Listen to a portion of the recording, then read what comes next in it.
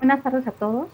Soy la doctora Rosangélica Salcedo Hernández. Agradezco la invitación a los organizadores para la coordinación de los siguientes trabajos libres. Antes de iniciar, quiero que recuerden visitar todos los stands en la expo comercial. Todos los clics y visitas contarán para que puedan participar en la rifa del auto. Recuerden que existen 3 áreas, diamante, oro, plata, y no olviden consultar los trabajos libres. A continuación vamos a presentar el primer trabajo libre, citorreducción y quimioterapia intraperitoneal con hipertermia en cáncer de ovario, primer corte mexicana con seguimiento a 10 años, presentado por el doctor Juan Manuel Medina Castro, quien labora en el Centro Oncológico Estatal ICEMIN y que tiene colaboración con otros institutos para la presentación del mismo. Adelante, doctor. Gracias a todo el esfuerzo que se ha hecho por la Sociedad Mexicana para poder llevar a cabo este congreso.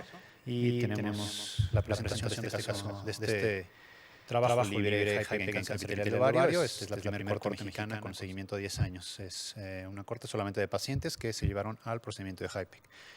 Solamente para recordar, más de 250,000 pacientes al año se diagnostican con cáncer de ovario. El 45% de estas pacientes tienen una sobrevida media 5 años baja y a 10 años menor del 6% están vivos. En el 2013 en México se diagnosticaron alrededor de 4,000 casos y representa la cuarta causa de muerte por cáncer en mujeres. A pesar de que no es un cáncer tan frecuente como los demás, sabemos que es alta mortalidad y por eso es muy importante revisar este tema y tratar de buscar alguna terapéutica que sea funcional. 10 casos diarios, 1 cada 2 horas, 7 muertes al día es lo que tenemos en el mundo y en México. 70% de los casos son diagnosticados en etapas avanzadas en todo el mundo y esto es precisamente una de las causas por las cuales no tenemos un tratamiento eficaz que nos dé la posibilidad de curar a los pacientes. El objetivo de este trabajo fue determinar el periodo libre de enfermedad y la supervivencia global a 10 años en los pacientes que fueron llevados a citorreducción y HIPEC por cáncer de ovario con carcinomatosis peritoneal. Describir las características y la evolución quirúrgica de los pacientes con cáncer epitelial de ovario que fueron llevados a este procedimiento y describir las características tanto de la citorreducción como de la HIPEC como de la morbimortalidad de este procedimiento, ya que hace 10 años que empezábamos todo esto en México, tenía una alta morbilidad. Este es un estudio de cortes prospectivo, observacional y analítico. No solamente participó una institución, sino 4 instituciones de tercer nivel en donde se tiene bajo protocolo de investigación la utilización de este procedimiento para las pacientes con carcinomatosis y HIPEC.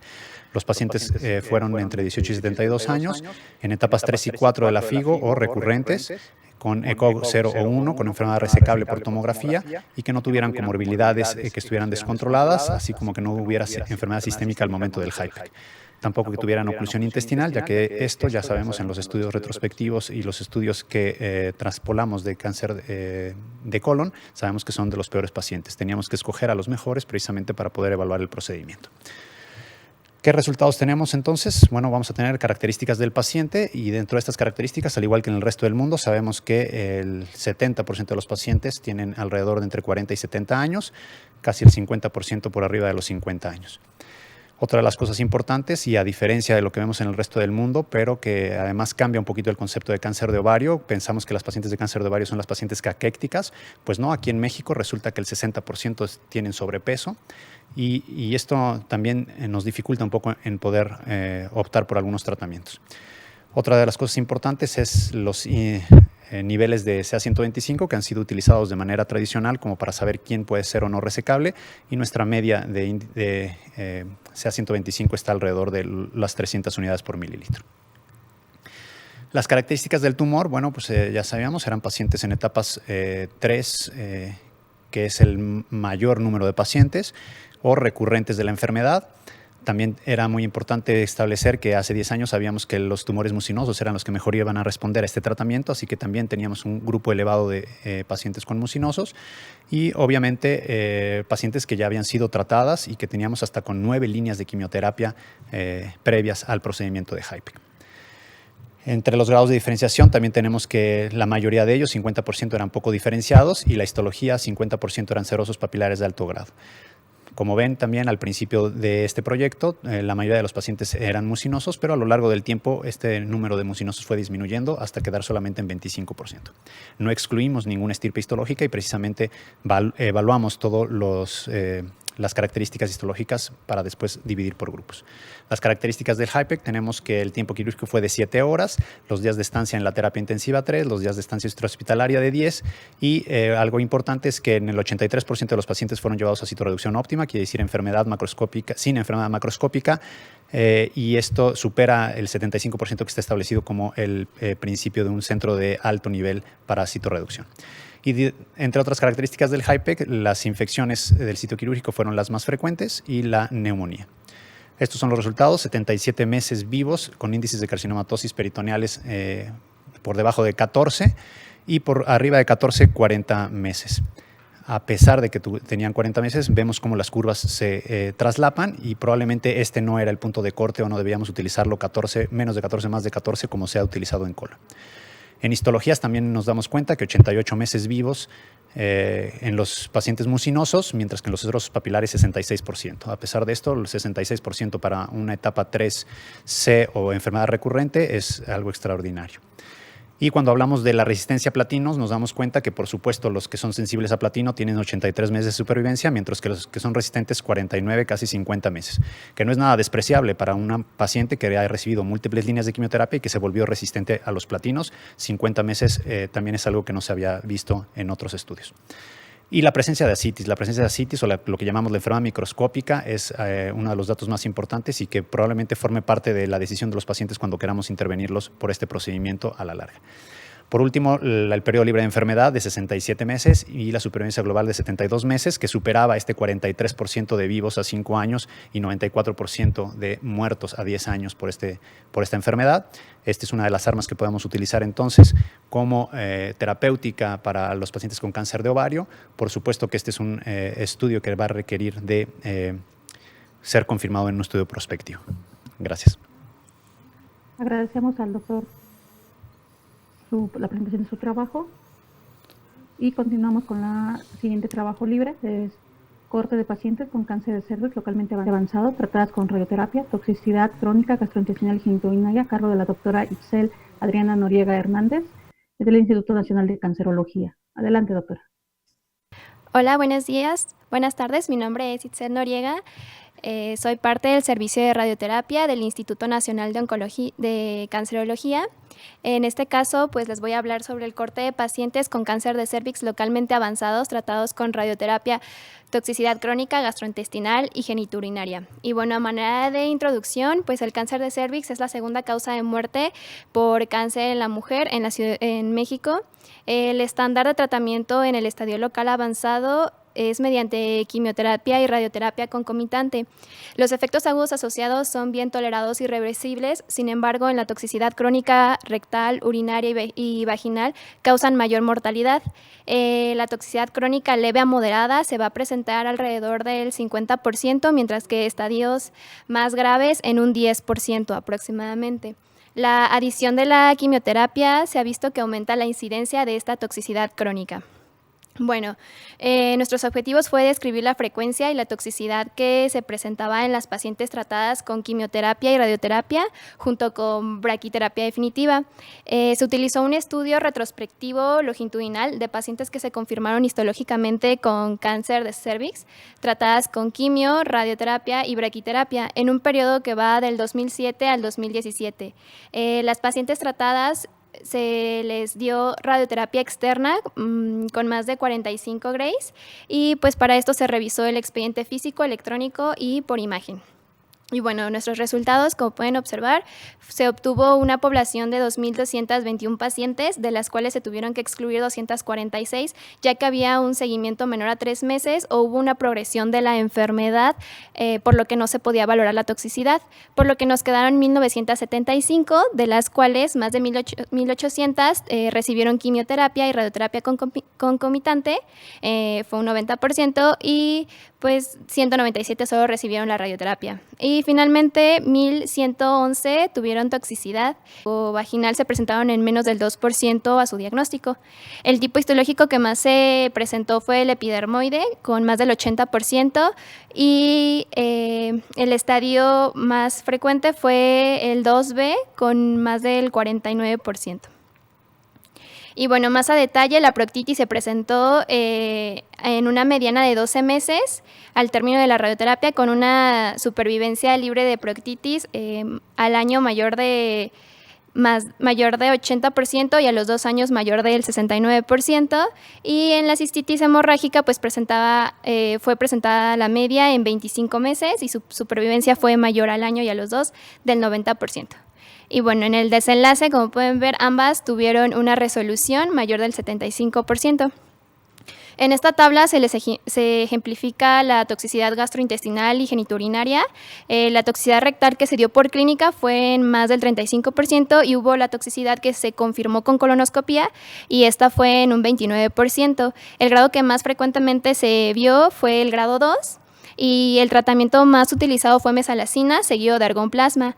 En el caso de la toxicidad urinaria, obtuvimos 141 pacientes, que fueron el 7% de total de nuestra población. E igual, el grado más frecuente fue el grado 2 y el tratamiento que más se utilizó fue DMSO.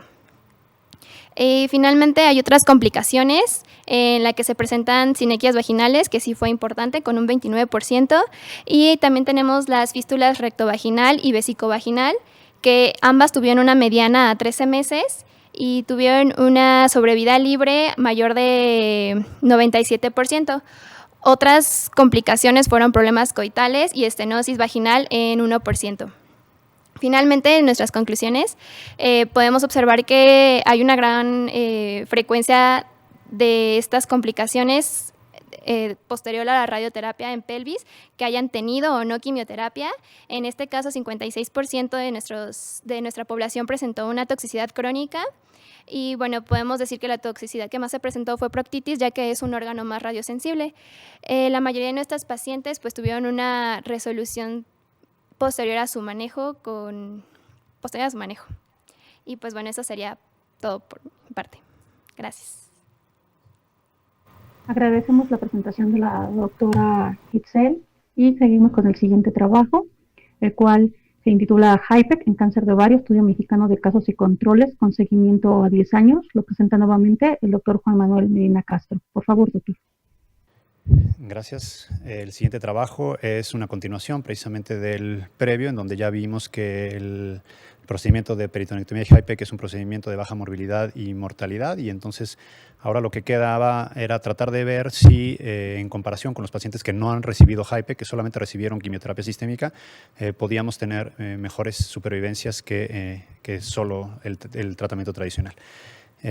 Solo para recordar, los pacientes con carcinomatosis peritoneal de ovario sin tratamiento, solamente el 0% van a estar vivos a 6 meses. Con el mejor tratamiento sistémico, el 0% están vivos a 24 meses.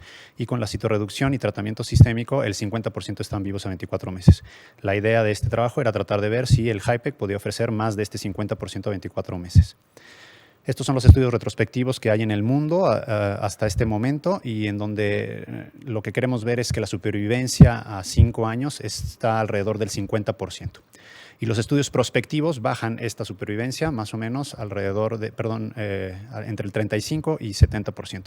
Otra vez, cada uno con sus sesgos, cada uno con sus prioridades y cada uno aplicado en diferentes momentos de la enfermedad, que como ya sabemos puede ser en primera línea, en enfermedad recurrente, en enfermedad quimioresistente. Así que tratamos de buscar el nicho perfecto para la aplicación de quimioterapia intraperitoneal con hipertermia. El objetivo fue describir precisamente entonces las características clínicas de los pacientes con quimioterapia sistémica y con HIPEC, comparar la supervivencia global, comparar el periodo libre de enfermedad en ambos grupos y específicamente buscar estos pacientes platino sensibles y platino resistentes que tienen mucho impacto sobre todo en la quimioterapia sistémica porque no hay muchas más opciones que ofrecerle a los pacientes. Este es un estudio de casos y controles, está pareado 2-1, 46 casos de citorreducción y HIPEC, mientras 92 casos de quimioterapia sistémica. Es retrospectivo, es analítico y tenemos entonces 138 pacientes con cáncer epitelial de ovario divididos en estos dos grupos. 4 instituciones intervinieron en este trabajo, al igual que en el trabajo previo. ¿Cuáles son los resultados? Bueno, tenemos precisamente algunas características que ya habíamos visto desde el estudio previo, en donde vemos que la mayoría de nuestros pacientes están en sobrepeso. El pareo nos dice que están perfectamente balanceados los pacientes, excepto en 2 cosas importantes, que es precisamente las características de la enfermedad, que es la Los problemas clínicos que tiene el paciente, dolor abdominal, mucho más pacientes tenían manifestaciones clínicas en el grupo que no fueron llevados a HIPEC, mucho menos molestias tenían los pacientes que fueron llevados a HIPEC. El índice de carcinomatosis es prácticamente el mismo en ambos grupos y el CA125 es prácticamente igual.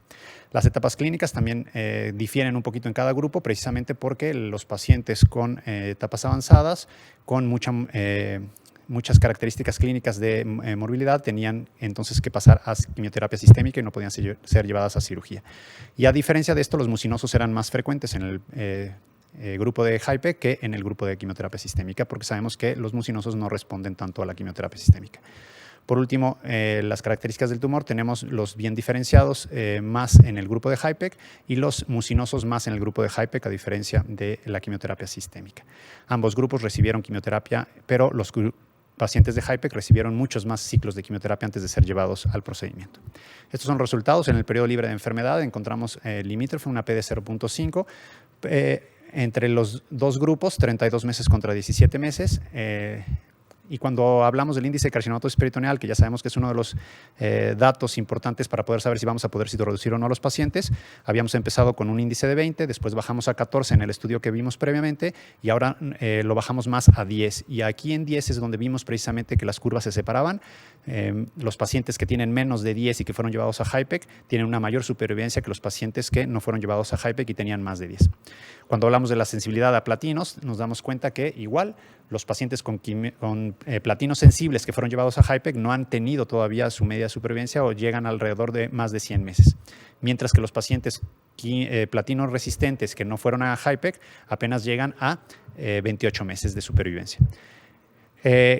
Si nosotros vemos solamente el grupo de HIPEC, a pesar de que los pacientes eran resistentes a platino, el grupo de HIPEC tiene 52 meses de supervivencia. Y esto es muy importante porque estos pacientes técnicamente se quedan sin opciones para tratamiento y entonces el HIPEC en ellos, a pesar de ser quimioresistentes o platino resistentes, podemos ofrecerles el procedimiento como una buena opción.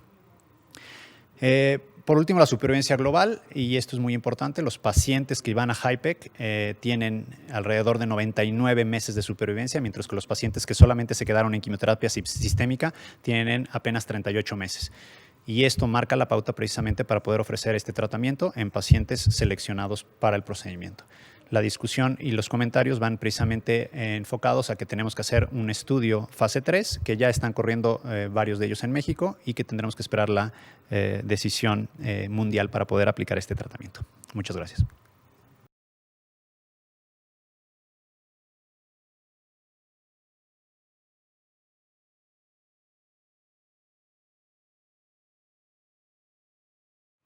Hola, buenas tardes. Un agradecimiento a la mesa directiva de la sociedad para permitir esta coordinación de preguntas y respuestas en los trabajos libres. Antes que nada, felicidades a los doctores ponentes, doctor Medina, doctor Etzel, muy buenos trabajos. Yo creo que por la presentación y la misma forma de los trabajos voy a empezar con el doctor Medina. En relación a su trabajo, doctor, veo que pues, tienen unos factores pronósticos los pacientes que ustedes hicieron pues muy adversos y nos está reportando una gran sobrevida. ¿Puede hablarnos acerca de esto? ¿Cuál fueron los hallazgos diferentes a las publicaciones internacionales que hay para que ustedes pudieran tener este tipo de buena sobrevida en los pacientes? Y muchas felicidades por esto. Gracias. Sí, una de las cosas más importantes fue darnos cuenta cuáles de estos factores eran los que estaban impactando. El índice de carcinomatosis, el ECOG de los pacientes y la sintomatología de los pacientes y si tenían o no ascitis. En este primer estudio, que nos dimos cuenta de eso, fue lo que utilizamos para escoger mejor a los pacientes. La selección del paciente es lo que ha hecho que podamos obtener estos resultados. Cuando nosotros, todo el equipo lo vio, pues lo primero que hicimos es preguntar a nuestros compañeros internacionales, al doctor Jesús Esquivel, al doctor Richard Alexander, y mandarles los datos y decirles, bueno, no es que seamos muy buenos, ¿no? O sea, en México somos, sino que realmente escogimos a los pacientes. Los pacientes que entraron a este estudio tenían una media de índice de carcinomatosis de 7 o menos. Y eso impacta en que puedas quitar la enfermedad y eso es lo que impacta en que sobrevivan más. Creo que ese fue el punto más importante, poder escoger mejor a cada uno de los pacientes. Ok. Y ¿en qué momento recomendaría usted a estas pacientes someterlas a este tipo de procedimientos? Bueno, ese es, por los estudios internacionales prospectivos, la indicación actualmente es solamente en primer línea de quimioterapia, en tratamiento de intervalo. O sea, sus 3 ciclos de quimioterapia, su cirugía, citoreducción HIPEC y el resto de sus ciclos. ¿Cuál es el problema de este planteamiento? El problema es que si tienen morbilidad los pacientes ya no reciben el resto de su quimioterapia. Entonces probablemente el tratamiento debe ser toda la quimioterapia neo completa y después HIPEC como único tratamiento. Ahora tenemos los inhibidores PARP y a lo mejor después del HIPEC tendremos que dar esta terapia también para ellos porque está mostrando superar todos los números que teníamos, ¿no? Ok. También otra pregunta al respecto. Me imagino que con el tiempo fueron perfeccionando su técnica. ¿No nos podría hablar un poquito de la morbimortalidad que tuvieron, esa evolución, esa curva de aprendizaje que llegaron a hacer ustedes?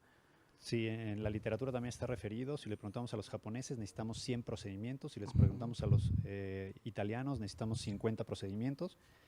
En México la necesidad nos ha hecho extraordinariamente hábiles y creo que no requerimos tantos procedimientos para poder adquirir la curva de aprendizaje. Pero sí, definitivamente necesitamos esa curva. Las primeras pacientes las cuidamos tanto que después de la paciente número 10 decíamos, ahora sí la siguiente se nos va a complicar, pero mal, ¿no? O se nos va a morir.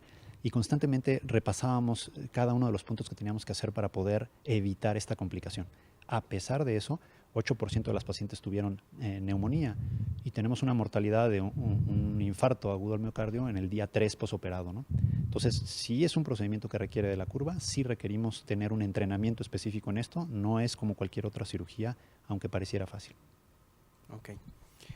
Sé que este tipo de procedimientos requieren el apoyo de un grupo experimentado, principalmente terapia intensiva. ¿Algo que nos pueda hacer referencia a ello? Sí, hay que educar a todo el equipo. Hay que educar al anestesiólogo, hay que educar al cirujano, hay que educar al residente, hay que educar al terapista, hay que educar a la enfermera, al instrumentista. Y poder hacerlo todos juntos creo que es muy valioso. Por eso les digo, a veces me dicen, oye, qué gran trabajo, pero es un trabajo de mucha gente atrás que poco a poco va aprendiendo a hacer las cosas correctamente. Y en realidad yo les agradezco a todos ellos y a los pacientes que este trabajo ahora esté aquí, ¿no? Ok, muchas felicidades. Doctora Itzel, también felicidades por su trabajo. Sobre su ponencia, mencionaba solamente 45 grays de radioterapia externa. Supongo que completan la braquiterapia con la dosis completa para el tratamiento para este tipo de pacientes. ¿Cómo hacen o cuáles recomendaciones daría usted para que no presentaran o tuvieran una recuperación mejor a este tipo de toxicidades? Ya que pues la índice de complicaciones de pacientes que llegan a una colostomía pues es muy baja. Fístula rectovaginal, vésico-vaginal también son muy bajas. ¿Cuál es el secreto que ustedes tendrían al respecto? Bueno, creo que en general los 45 GRES han estado bastante bien y las pacientes han estado reaccionando bastante bien a este tipo de tratamiento y en general sí se completan los GRES para la braquiterapia, pero como tal un secreto, pues no, la verdad creo que simplemente ya depende mucho del paciente, de sus comorbilidades, del tipo de estadio en el que ella se encuentra. Todo es muy variable, como saben también pueden estar paliativas y aún así les ayuda muchísimo el tratamiento con braquiterapia.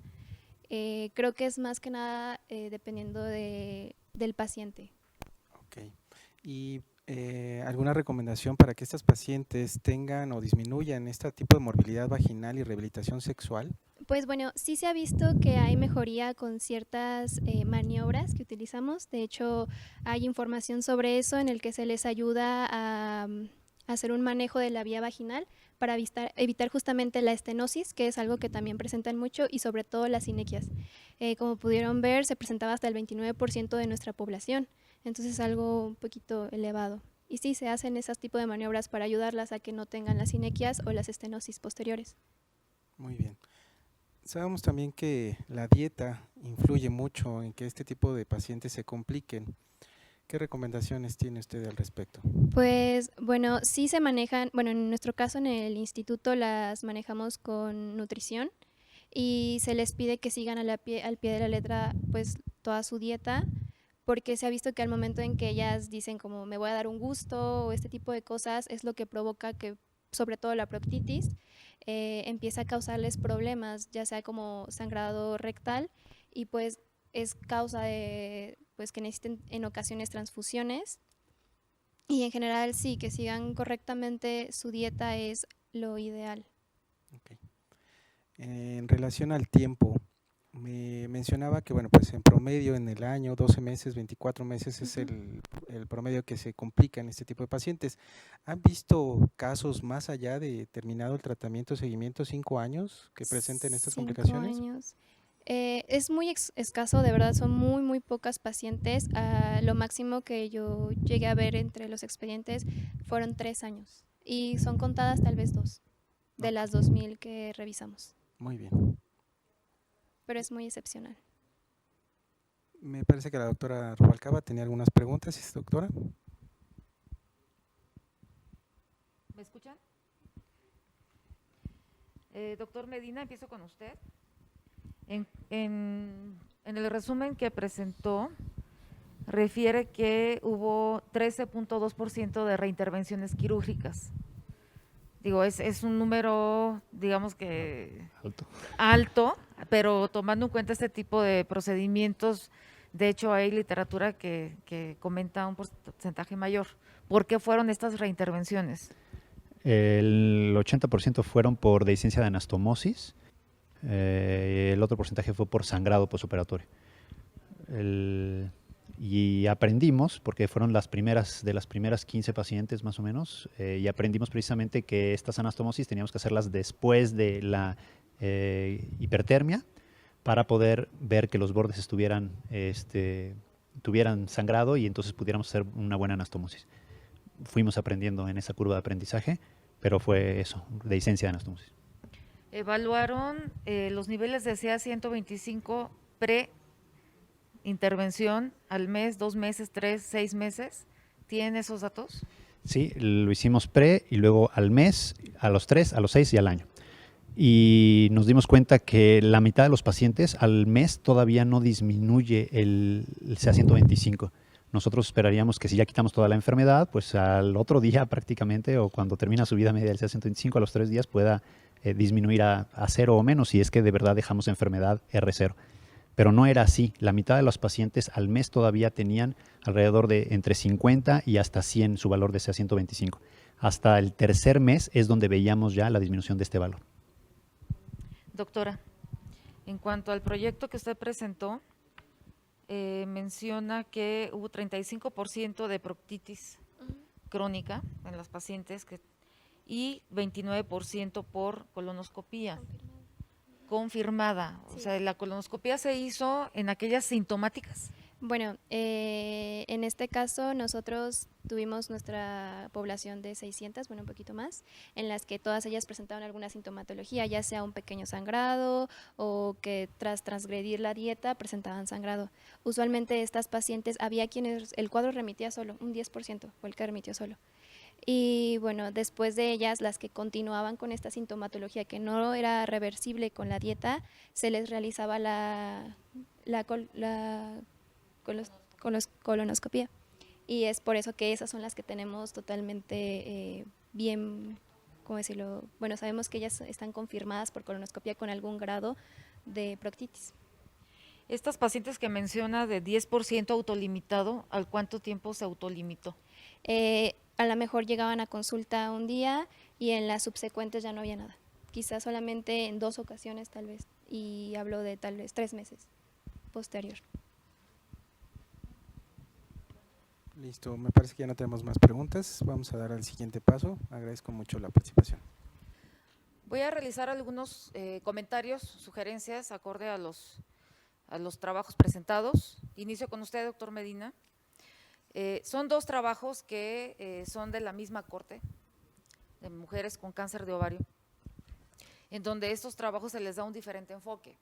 No sé si va a ser la publicación en conjunto, o sea, un artículo que abarque todos los aspectos, o van a ser diferentes publicaciones, no lo sé, eso ya es decisión de ustedes y de su equipo de trabajo. La riqueza de este trabajo, en empezando por el primero, que es el trabajo de citorreducción y quimioterapia intraperitoneal con hipertermia en cáncer de ovario, primer corte mexicana con seguimiento a 10 años. Precisamente esta es la riqueza, que han sido pacientes muy bien cuidadas desde el inicio y que se han estado siguiendo con el paso del tiempo. Aquí lo que, bueno, ya nos aclaró que no hubo muertes transoperatorias, pero es importante especificar en el documento, cuando lo vayan a hacer, el primer mes del posoperatorio, ya que sabemos que la incidencia de complicaciones mayores pues es muy importante y son pacientes que hay que estar cuidando muchísimo. Entonces sí hacer énfasis, no nada más mencionar si hubo o no complicaciones o muertes transoperatorias, sino durante el primer mes, que es el más crítico. En cuanto a los niveles de CA-125, ya nos los mencionó, y este dato es importante, por eso la pregunta, si había algún patrón, digamos, de disminución de los niveles de CA-125 en este grupo de pacientes. Ya no lo contestó y es algo importante, o sea, no hay que esperar que inmediatamente bajen estos niveles. Y si existe algún grupo control, que ese es su siguiente trabajo, sería interesante, si es que tiene los valores también en la misma periodicidad, hacer la comparación. Llama mucho la atención y el doctor ya lo comentó, la sobrevida que va en contra de todo lo que sabemos en cuanto a estas técnicas. Y ya nos lo contestó usted, que es la selección adecuada de las pacientes. Cabe mencionar que en estudios inclusive multicéntricos, hay un estudio importante del Reino Unido, en donde el punto de corte prácticamente es más o menos 20 puntos. Y aquí en uno de los estudios su punto de corte es 14 y otro es 8. Digo, su promedio es 8 y el punto de corte es 10. Entonces, sí, yo creo que vale la pena analizar estos datos, porque esto sí nos va a ayudar a identificar qué pacientes realmente van a tener beneficio de HIPEC. ¿Sí? Y entonces, sí es algo muy importante que hay que aclarar y hacer énfasis en el documento, de que, bueno, hacer una buena selección, estos son los datos en cuanto a sobrevida y periodo libre de progresión o libre de enfermedad, dependiendo del caso.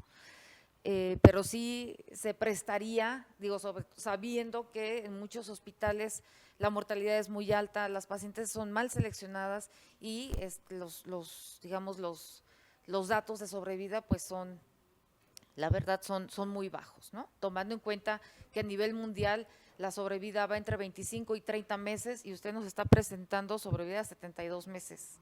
Entonces sí es algo que llama mucho la atención y se puede prestar a que se estén haciendo las cosas mal. Entonces, por eso hay que hacer muchísimo énfasis cuando se esté describiendo el documento. En su trabajo comentó que se duplica la sobrevida global y el periodo libre de enfermedad o progresión. Nada más hay que mencionar que existe un grupo control. Y la otra es, en estos 10 años, ¿qué tanto ha cambiado la técnica de HIPEC? Al inicio de esta corte y en la actualidad. Entonces, sí vale la pena, ¿qué han modificado ustedes para mejorar estos resultados? En el segundo trabajo, que es HIPEC en cáncer de ovario, un estudio de casos sin controles, hay que especificar muy bien cuál es el control. De hecho, en un estudio de casos y controles, el problema no es estudiar o analizar los casos, sino identificar con quién los vamos a comparar. Saber quién va a ser nuestro control.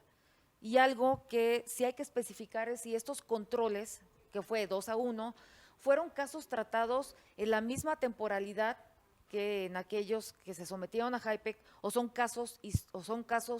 controles históricos.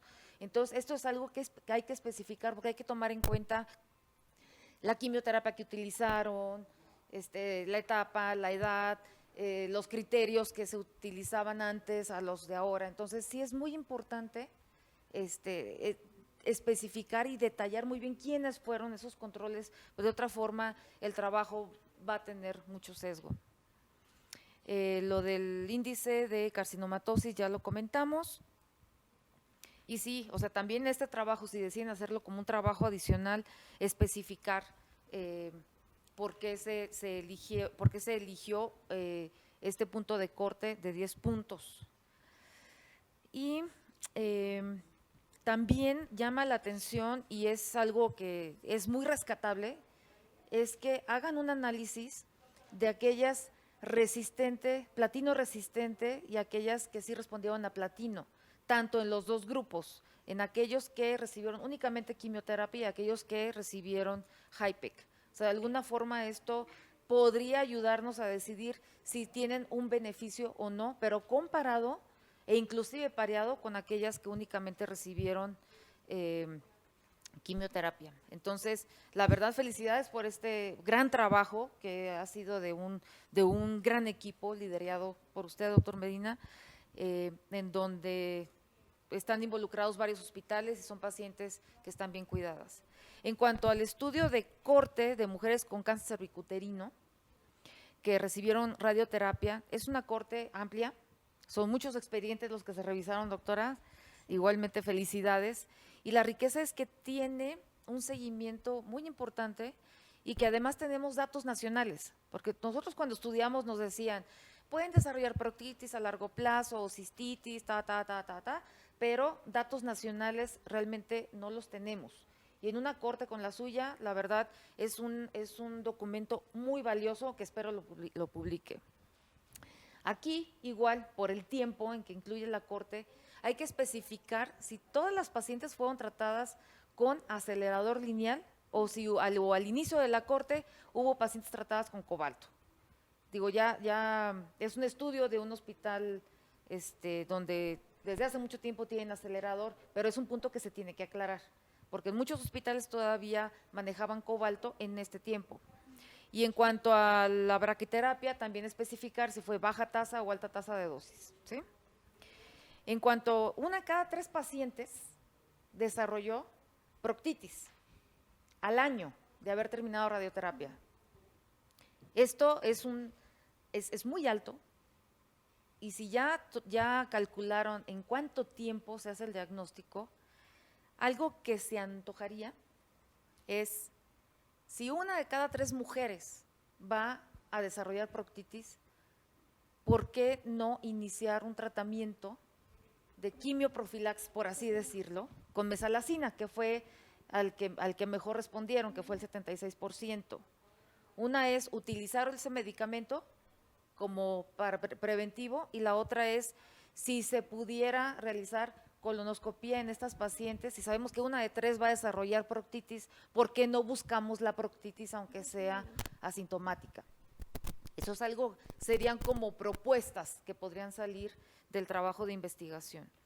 Hay que especificar también la modalidad de la mesalazina que utilizaron, si fue oral, o fue local, el cuánto tiempo, si no remitía, el cuánto tiempo. Son detalles. ¿Por qué? Porque este trabajo puede ser reproducible y pueden utilizar, o sea, las recomendaciones que ustedes hagan en cuanto a la colonoscopía de tamizaje, por así decirlo, para identificar si tienen o no proctitis y atenderlo a tiempo, como también el proponer un esquema y no a lo que el médico considere necesario. Entonces, sí serían como que las 2 propuestas para el trabajo de investigación que usted presentó. Y estas serían las recomendaciones y los comentarios a los 3 trabajos presentados en este módulo. Gracias.